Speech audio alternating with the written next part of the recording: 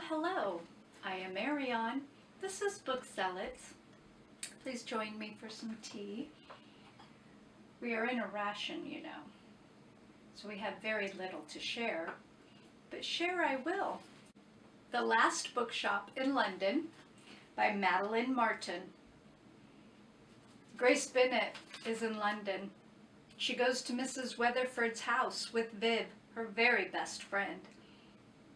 This is the first time they've been in London, and wouldn't you know it, the war starts. Not a good time to be in London. They didn't have very many prospects in the country, though. Grace Bennet's mother had just passed away. They thought that they could survive better in London. That was before the war hit. As the war is starting, Viv gets a job at Harrods because she kind of cheated on a letter of recommendation, and Grace did not take her up on that offer. Mrs. Weatherford directs Grace to a bookshop, and the curmudgeon old man doesn't want any help. Mrs. Weatherford convinces him he actually does want help. So Grace goes to work, and as a non-reader, I know, shock of all shocks, how could anyone be a non-reader? She decides to fix the shop because it is a hot mess. There are books everywhere, nothing is in order, dust is aplenty, and she decides to fix things up and make the books more orderly. Now, there is a young gentleman, you know this is a romance, okay? Come on, you know it's a romance. This young man gets called up to the war, and he sends Grace a book. What book do you think he would give her? Not just offer her, gives her from his own family library, The Count of Monte Cristo. It takes her a little while to read it. She's got things going on. The war's happening, hello! She reads The Count of Monte Cristo. She becomes absorbed in The Count of Monte Cristo, and it wakens her up. After that, what else is there? The man that she works with recommends, I believe it was Jane Austen, and I believe she starts with Emma. Well, once she starts reading, she is able to help the customers coming in because they've sent their children off to the countryside. Their husbands have left them. Women are stuck in London dealing with rations. And what are they going to do? Well, some of them go to the bookstore to dive into a book that will take their mind off of the dreariness of what they're having to deal with day to day. So now that Grace has finally become a reader, she is able to recommend so many books to the different customers. It was such a lovely story in so many ways. And I don't want to give too much away, but there were some good hard-hitting topics that came up, such as, I will give one because I don't want to give too much away. When a war is happening and you have an enemy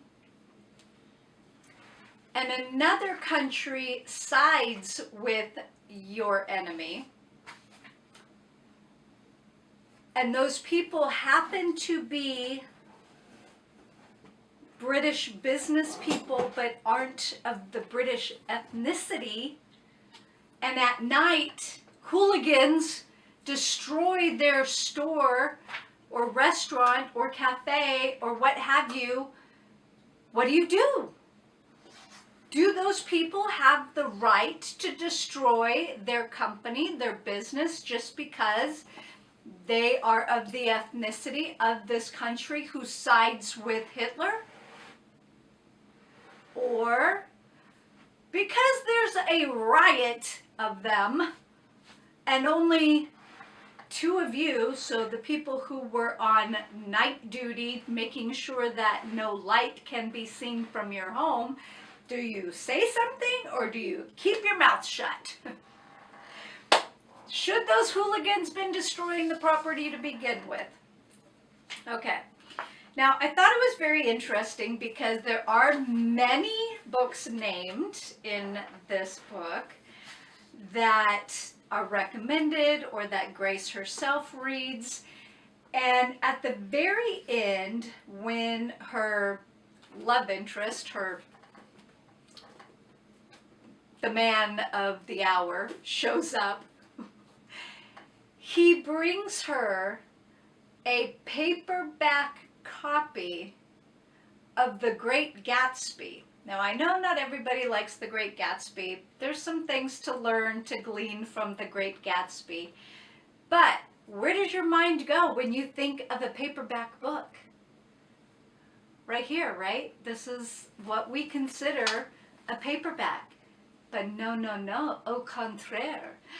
A paperback for World War II soldiers was invented by the United States of America, specifically for soldiers to carry and to share with each other.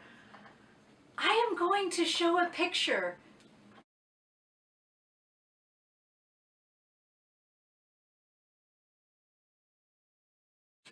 because I didn't know about them and I was so intrigued to find out about them. Did you know about them? Have you seen these? Have you ever seen a copy of them? I've never seen a copy of them. So as you might have known from the picture, or seen from the picture, it does say the full book, not a digest. Again, call me shocked, call me stunned, call me amazed. I was so surprised. And I was glad that I found that picture. And I'll also leave a link of the article from where I got the picture at.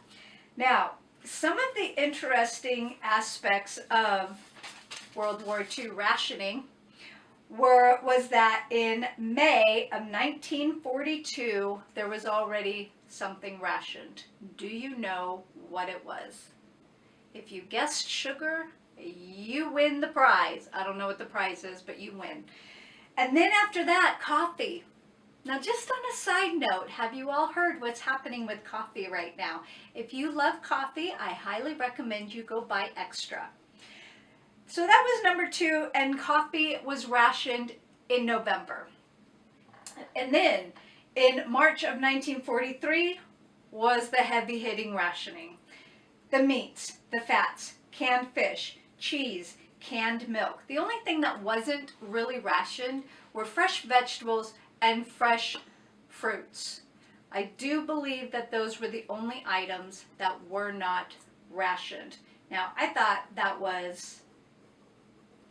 that to me is good because we eat a lot of fruits and vegetables, but you still need fats.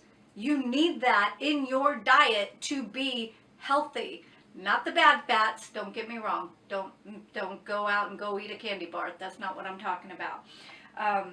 So I thought this was interesting, and the lines or the queues were ridiculous. And you can wait in line for hours and then get to the store. It's finally your turn and there not be anything left. You wouldn't get any food. You could have your stamps, you could have your money, and there wouldn't be any food to buy. Yeah, there's that. The only thing I think that I didn't like about this book, there's more than one, but I'm going to be nice. Okay, so there were parts in it that were a little cheesy. There is too much telling and not enough showing, so it's kind of reads like a YA. Like if I read this in middle school, I absolutely would have adored it. There were 2 incidences that made me roll my eyes and frustrated me a little bit. If Viv goes off because she has volunteered for something and then comes back to Mrs. Weatherford's home and her bed is immaculate just like it was when she left, I find that a little hard to believe since there have been bombings every single night. No, it wouldn't be immaculate unless Grace shook it off and remade it every single day. The second part that made me roll my eyes was the date and the hand holding and gazing deeply into his eyes in the pitch black. I'm just saying.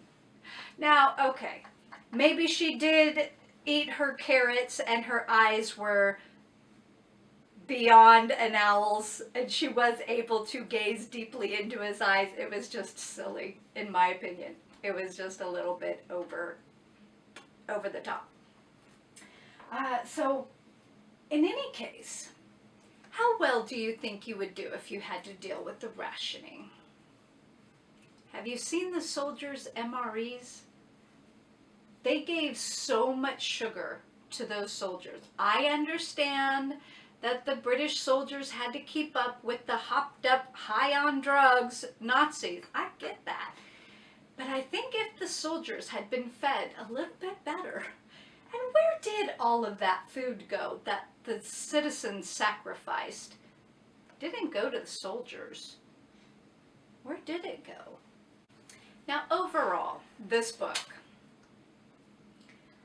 not my typical reading book, but I enjoyed it for the story that it was. I enjoyed it because it mentions other books. And I enjoyed it because it made me research a lot of items and a lot of things that were happening. And I love it when books make me do that. So if you haven't read this book and you would like a light read or a book that will make you interested in researching more things like it did me, I think you might enjoy this book.